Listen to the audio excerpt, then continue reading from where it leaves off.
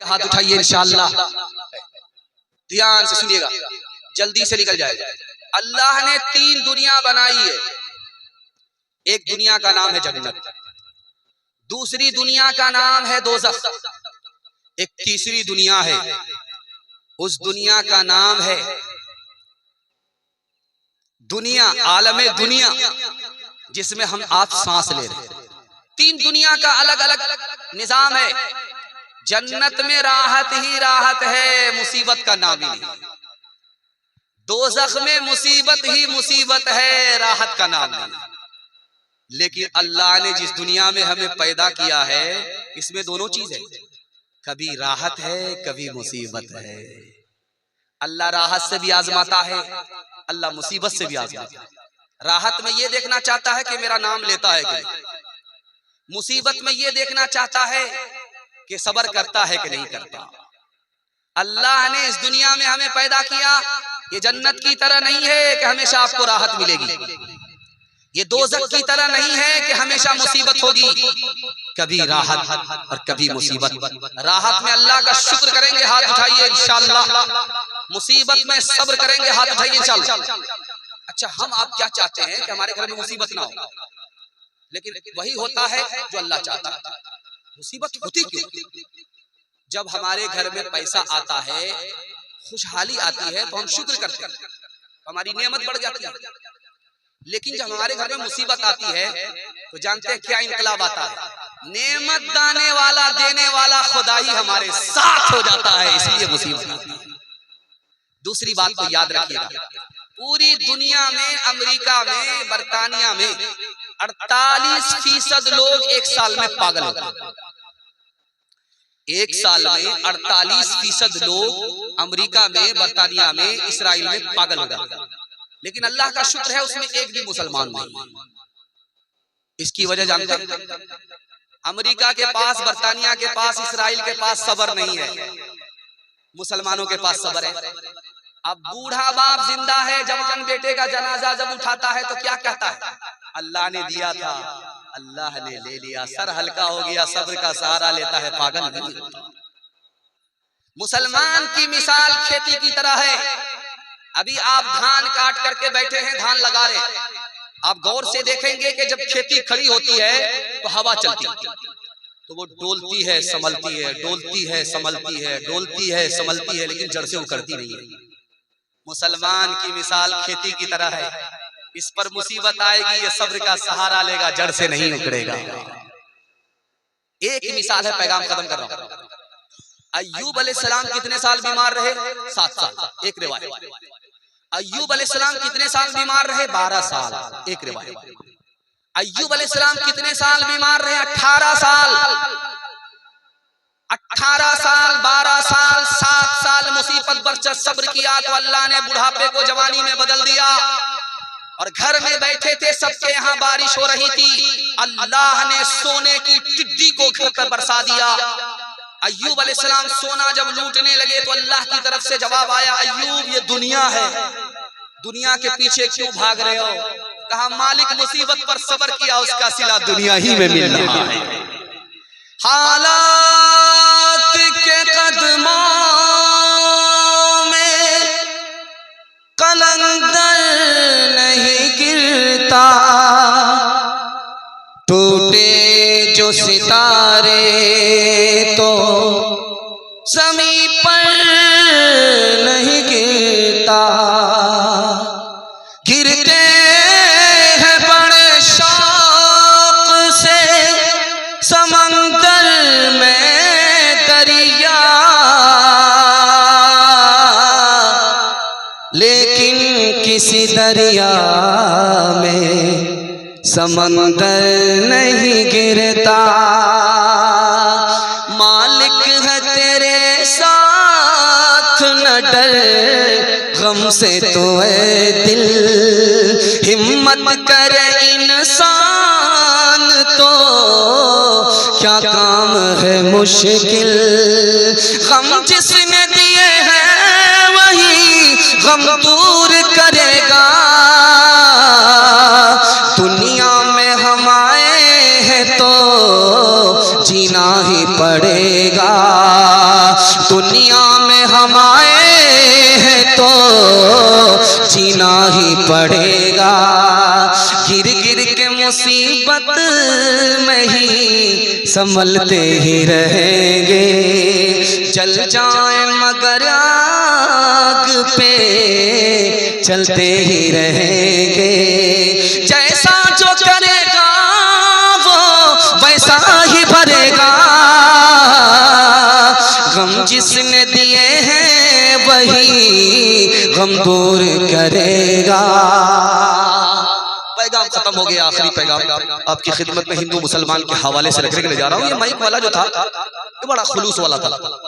मैंने देखा जिस वक्त मदरसे का चंदा हो रहा था, इस बेचारे ने 50 रुपया दिल के खुलूस से निकाल करके दिया। मुझे बड़ा जोर का झटका लगा। ऐसे ऐसे लोग भी बिला तफरीक मजहब व मिल्लत दुनिया में बसते हैं जिसको इंसानियत का दर्द होता है। उसके हवाले से पैगाम सुनने के लिए आप लोग तैयार? हाथ उठाइए इंशाअल्लाह। दिल मिले या ना मिले हाथ मिलाएंगे, हाथ उठाइए इंशाअल्लाह। पहले दिल मिलाना होगा, फिर हाथ मिलाने से फायदा होगा, वरना कोई फायदा नहीं। अल्लाह के रसूल ने अपनी कमली उतारी और एक लड़की के सर पर रख दिया। नबी की कमली है, लड़की के सर पर दुपट्टे की सूरत में है। एक मुसलमान ने खड़े होकर के कहा, यह तो काफिर की बेटी है। अल्लाह के रसूल ने क्या जवाब दिया, आपका दिल खुश हो जाएगा। ये किसी की बेटी हो, बेटी तो सबकी है। तुम अगर इस लड़की की आबरू पर पर्दा डालोगे, क़यामत में अल्लाह तुम्हारी आबरू पर पर्दा डालेगा। अल्लाह के रसूल बैठे हुए थे, जनाजा गुजर रहा था। अल्लाह के रसूल बैठे थे खड़े हुए। एक साहबी ने कहा, या रसूल अल्लाह, ये जो जनाजा जा रहा है इसके लिए आप खड़े हुए? कहा कि हाँ, मैं इसीलिए खड़ा हुआ कि जनाजा मुसलमान का नहीं था, यहूदी का था। कहा मैं जानता हूं कि यहूदी का जनाजा था, लेकिन फिर भी मैं उसके एहतराम में इसलिए खड़ा हुआ कि वो बाद में यहूदी है, पहले इंसान है, मैं इंसान था, इंसान के एहतराम में इंसान खड़ा हो गया। एक बात बहुत गलत है, वो क्या कि जब मुसलमानों का जनाजा निकलता है तो हम लोग पढ़ते हैं इन्ना लिल्लाहि व इन्ना इलैहि राजिऊन। बहुत अच्छी बात, सवाब मिलेगा आपको। मुसलमानों का जनाजा उठा है, आपने देखा, इन्ना लिल्लाह पढ़ दिया, सवाब मिलेगा। लेकिन काफिर का जनाजा देख करके अगर आपने पढ़ दिया फी नारी जहन्नम, आपको गुनाह होगा। फी नारी जहन्नम पढ़ना साबित ही नहीं है। हजरत थानवी ने अपनी किताब अगलातुल अवाम में लिखा, अगर आप फी नारी जहन्नम पढ़ते हैं तो आप गुनहगार होंगे। क्यों? आपको अपनी मौत के बारे में पता ही नहीं है कि आप ईमान पर मरेंगे या कुफ्र पर मरेंगे। इसलिए काफिर के जनाजे को देख करके भी आप फी नारी जहन्नम नहीं पढ़ सकते। एक मिसाल पैगाम खत्म कर रहा हूं। मरहूम अमीर खुसरू हिंदी के शायर थे, मुसलमान होकर के हिंदी जबान के शायर। उनकी एक किताब है फारसी जबान में, उनका नाम है मसनवी। उस किताब में लिखा है कि समंदर में कश्ती चल रही है, उसमें 99 मुसलमान सवार थे, एक उसमें गैर मुस्लिम था। 99 मुसलमान और एक गैर मुस्लिम था। बीच मझधार में जब कश्ती आई तो डगमगाने लगी, तो मुसलमानों ने ताना मारा, इसी काफिर की वजह से कश्ती डूब गई। अगर ये काफिर कश्ती में नहीं होता तो हम लोगों की जान बच जाती, खतरे में नहीं पड़ती।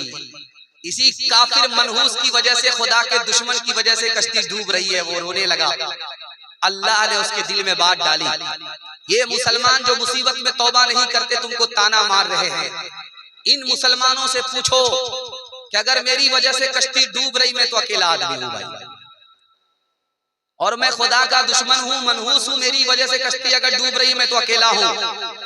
तुम मुसलमान हो, खुदा के दोस्त हो, तो तुम्हारी तादाद तो 99 में है। अगर मेरी वजह से कश्ती डूब रही है तो तुम्हारी वजह से कश्ती पार क्यों नहीं लग रही है? शर्म न हमको आ सकी देख अपने आमाल, कभी तो इतना सोचता, कभी तो इतना सोचता, काहे हुआ ज़वाल, काहे हुआ ज़वाल।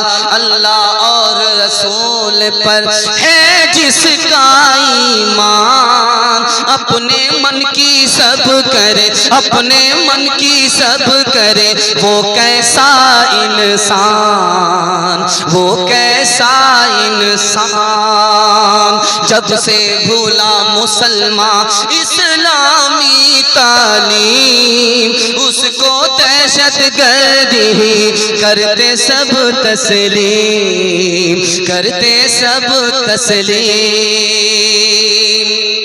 सुबह सवेरे बादशाह की खिड़की खुली तो देखा एक गरीब इंसान झाड़ू लगा।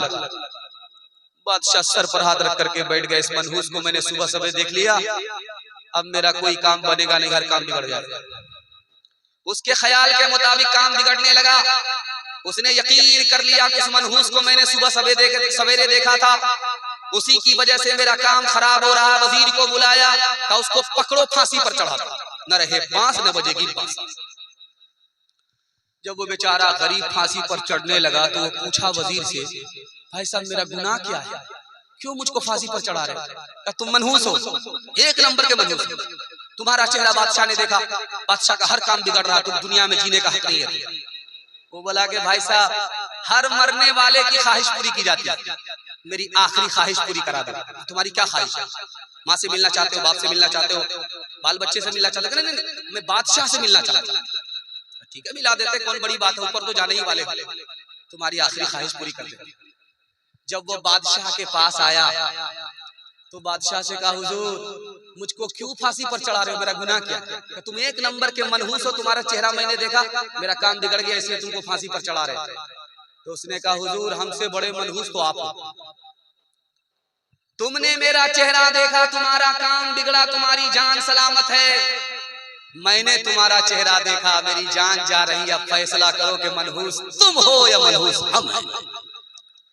कौन मकबूल है, कौन मरदूद है, कौन मकबूल है, कौन मरदूद है, बेखबर क्या खबर तुझको क्या कौन है, कौन मकबूल है, कौन मरदूद है, बेखबर क्या खबर तुझको क्या कौन है, कौन मकबूल है, कौन मरदूद है, बेखबर क्या खबर तुझको क्या कौन है। जब तुलेंगे अमल सबके मीज़ान पर, जब तुलेंगे अमल सबके मीज़ान पर, तब खुलेगा कि खोटा खरा कौन है। बुरा जो देखन मैं चला बुरा न मिलिया कोई, बुरा जो देखन मैं चला बुरा न मिलिया कोई, जो दिल खोजा अपना, जो दिल खोजा अपना, मुझसे बुरा न कोई, मुझसे बुरा न कोई।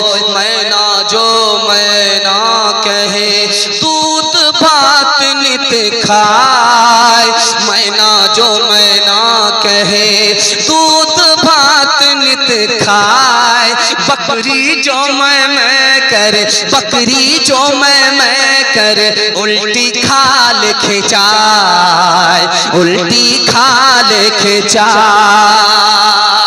औरतों के हवाले से दो चार पैगाम 5 से 7 मिनट में मेरे हिस्से का जलसा मुकम्मल हो रहा। अल्लाह आपको जज़ाए खैर दे। मुसलसल जलसा मैं कर रहा हूँ और आज के बाद मुझे जलसे के लिए दरभंगा से जयनगर जाना है, नेपाल जाना है।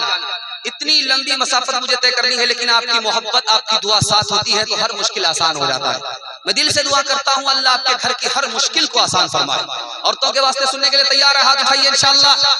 बेटे को स्कूल के झूले पर और बेटी को अपने घर के चूल्हे पर बिठाएंगे, हाथ उठाइए इंशाअल्लाह।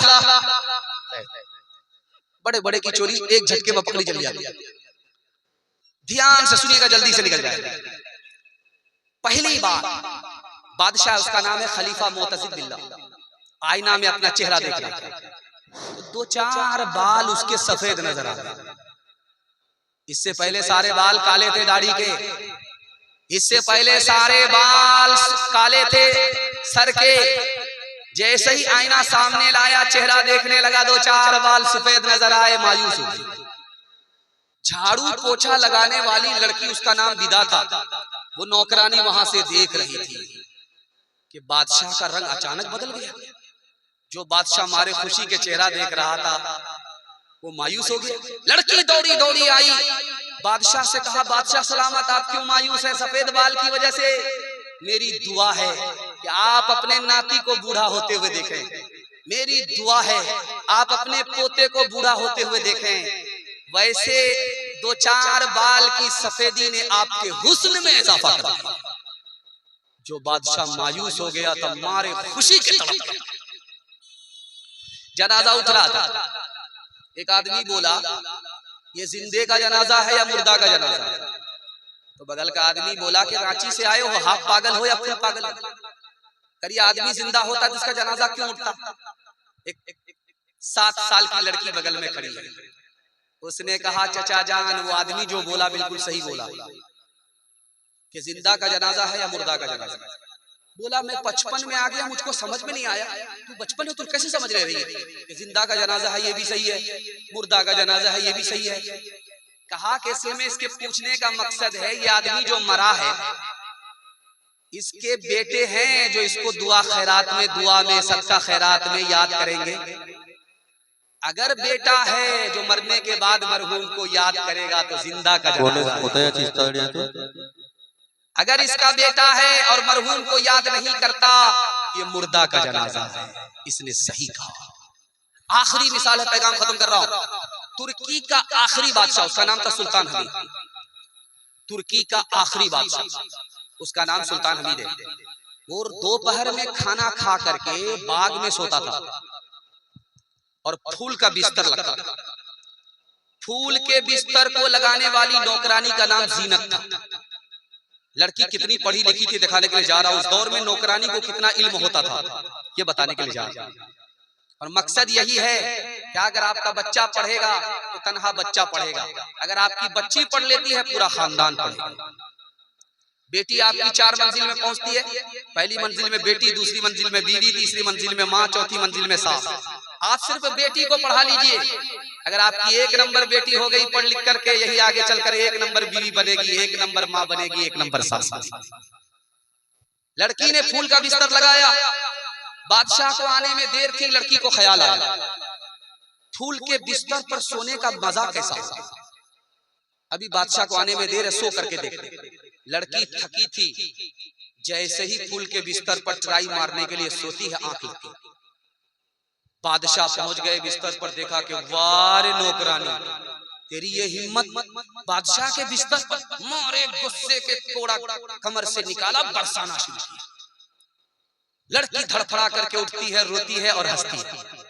बादशाह को बड़ी हैरत हुई, इसका रोना तो समझ में आ रहा कि इसने बदतमीजी की, नौकरानी होकर के बादशाह के बिस्तर पर सो गई थी इसलिए मारा है, रो रही है तो समझ में आ रहा, लेकिन हंस क्यों रही है? तो लड़की ने कहा कि हुजूर, हंसने की वजह यह है कि थोड़ी देर में आपके बिस्तर पर सोई, आपने इतना कूड़ा बरसा, आपने बचपन से 55 इस बिस्तर पर कर दिया। खुदा रसूल से मतलब नहीं, खुदा तुम्हें कितने कोड़े मारेगा। जो बादशाह मगरूर था वो अल्लाह का वली बनकर के मकबूल हो गया। सुभान अल्लाह। ये चाहे तो जन्नत ही घर को बना दे, ये चाहे तो दोज़ख ही उसको बना दे, ये चाहे तो इज्जत हमारी करा दे, ये चाहे तो रुसवा, ये चाहे तो जिल्लत में हमको गिरा दे, ये चाहे तो रुसवा ज़माने में कर दे, ये चाहे तो इज्जत के फट जाए पर्दे। ज़माने की रफ्तार ये कह रही है, सदाचार जानिब से ये आ रही है कि तालीम निस्वा तरक्की का सर है, कि तालीम निस्वा तरक्की का दर है। बस पर्दे के हवाले से 3 मिनट का पैगाम सुनने के लिए तैयार? हाथ उठाइए इंशाअल्लाह। फैशन को 2 हाथ से, पर्दे को 1 हाथ से पकड़ेंगे, हाथ उठाइए इंशाअल्लाह। जोर का झटका जरा धीरे से लगा है, डिस्क ब्रेक मारने वाले ज्यादा है। अल्लाह हमारी माँ बहनों की आबरू और ईमान की हिफाजत फरमाए। बड़ा खूबसूरत पैगाम, तेजी से 3 मिनट में निकल जाए। जो औरत बेपर्दा इस दुनिया में गुजरती है, अल्लाह ने आखिरत में उसके लिए अजाब ये रखा है। हदीस कहती है कि उसकी रूह को अल्लाह निकालेगा और सारे महशर के लोगों के सामने रुसवा कर देगा।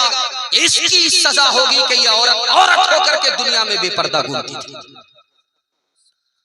अल्लाह जिसको मोहब्बत की निगाह से देख लेगा उसके लिए जन्नत का दरवाजा खुल जाएगा, और जिससे अल्लाह मुंह मोड़ लेगा उसके लिए जन्नत का दरवाजा बंद हो जाएगा। हदीस कहती है कि जो लड़की, जो औरत होकर के बेपर्दा घूम रही है, पैर पसार करके बैठती है और सीना तान करके चलती है, निगाह झुका करके नहीं चलती, बारीक से बारीक कपड़ा पहनती है कि अंदर का जिस्म नजर आ रहा है। हदीस में लिखा है कि अल्लाह इतना खफा होता है, इतना खफा होता है कि मोहब्बत की नजर उस पर नहीं डालता। एक आखिरी मिसाल है मैदान में।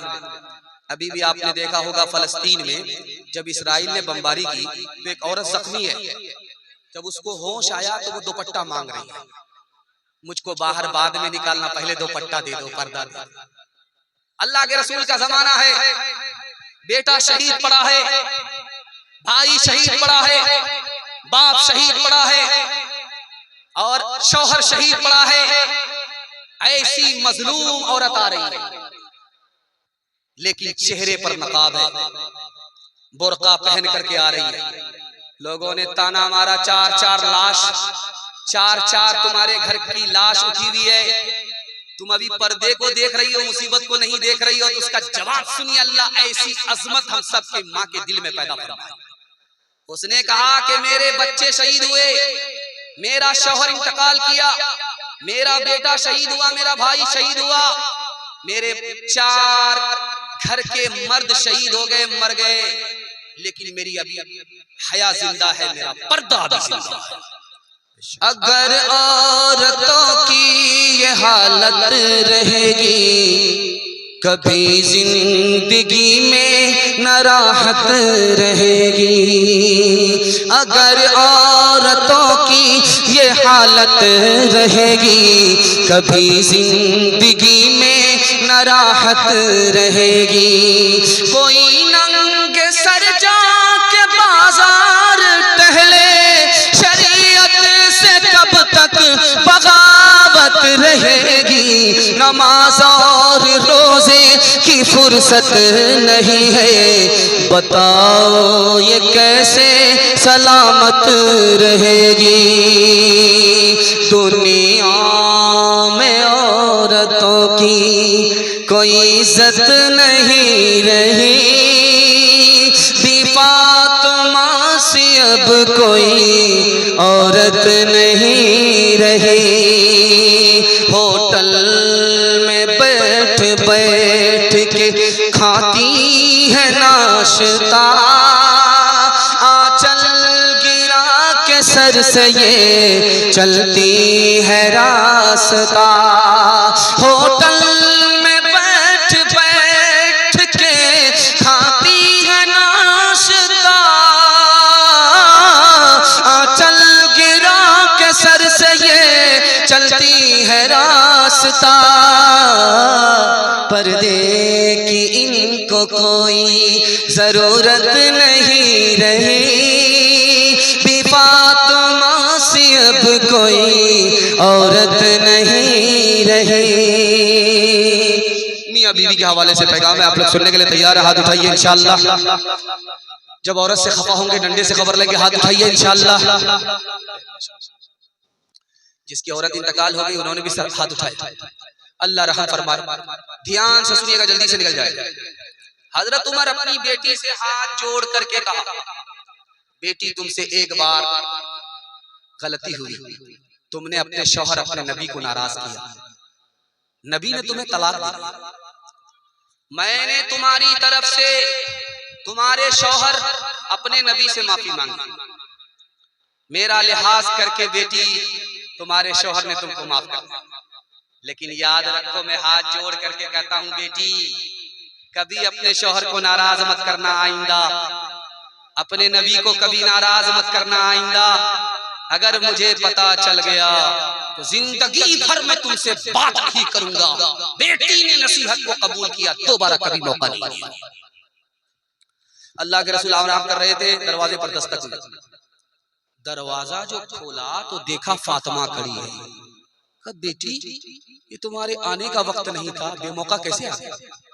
कहा अली से खफा होकर के आया। कहा बेटी मैं तुम्हारा बाप जरूर हूं, अली तुम्हारे शौहर हैं, सरताज हैं। मेरे घर में आने से पहले अली की इजाजत ले लेना। अगर अली की इजाजत के बगैर मेरे घर में कदम रखोगी दरवाजा बंद तो मिलेगा, खुल नहीं सकता। बेटी मैं तुम्हारा बाप जरूर हूं, तुम मेरी बेटी जरूर हो, शौहर को नाराज मत करना, अली तुम्हारे शौहर है। अगर शौहर नाराज हो जाए माफी मांग लेना। अगर तुमने अली को नाराज किया, शौहर को नाराज किया, शौहर ने तुमको माफ नहीं किया, तुमने माफी नहीं मांगी, बेटी मैं जिंदा रहा तुम्हारा जनाजा अगर उठेगा, मैं तुम्हारी नमाजे जनाजा पढ़ूंगा भी नहीं पढ़ा। जिंदगी में कभी भी फातिमा ने दोबारा इसका मौका नहीं दिया। माँ की उम्र बेटी की उम्र दोनों की उम्र बराबर। आप कहेंगे ऐसा कैसे हो सकता है? सौतेली माँ सौतेली बेटी, लेकिन सौतेला सुलूक नहीं है। माँ दिल की बात बेटी से कह देती है, जवान बेटी दिल की बात माँ से कह देती है, सहेली जैसा सलूक है। माँ का नाम आयशा है और बेटी का नाम फातिमा है, दोनों की उम्र बराबर।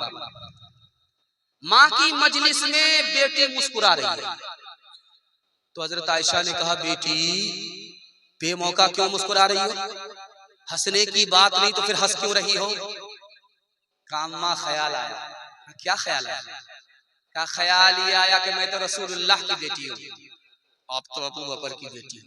समझ में आया कि मेरी बेटी को फखर हो रहा है, फखर से सर ऊंचा कर रही है। माँ तो माँ होती है, अदब भी देती है, हौसला भी देती है। बेटी तुमने सच कहा, उसी नबी के सदक़े में ईमान मिला, उसी नबी के सदक़े में कुरान मिला, लेकिन बेटी मुझे भी हंसी आ रही है। अब बेटी के कान खड़े हुए कि माँ को किस बात पर हंसी आ रही है? कहा बेटी जब तेरा वक्त आएगा तो कब्र में पहुंचेगी, जब मेरा वक्त आएगा मैं कब्र में पहुंचूंगी। बेटी जब तेरे हक में फैसला होगा कब्र से निकल करके जन्नत में जाएगी। बेटी जब मेरे हक में फैसला होगा कब्र से निकल करके जन्नत में जाऊंगी। लेकिन बेटी मुझे हंसी इस बात पर आ रही है कि जब तू जन्नत में जाएगी तो तेरे हाथ में अली का हाथ होगा। बेटी जब मैं जन्नत में जाऊंगी मेरे हाथ में रसूलुल्लाह का हाथ। सुभान अल्लाह। अल्लाह अल्लाह कितना ऊंचा आयशा का है मकाम। अल्लाह अल्लाह कितना ऊंचा आयशा का है मकाम। अल्लाह अल्लाह कितना ऊंचा आयशा का है मकाम। अल्लाह अल्लाह कितना ऊंचा आयशा का है मकाम। अल्लाह अल्लाह कितना ऊंचा आयशा का है मकाम। हश्र तक उन्हीं के घर पे है मोहम्मद का क़याम। हश्र तक उन्हीं के घर पे है मोहम्मद का क़याम। जिस पे बांधा था खुदा के दुश्मनों ने इत्तेहाम, आज तक इंसान शर्मिंदा है उस इल्जाम पर। हो मेरे माँ बाप कुर्बान उस मुक़द्दस नाम पर, हो मेरे माँ बाप कुर्बान उस मुक़द्दस नाम पर, हो मेरे माँ बाप कुर्बान उस मुक़द्दस नाम पर। आयशा के सैकड़ों, आयशा के सैकड़ों एहसान है इस्लाम पर। आयशा के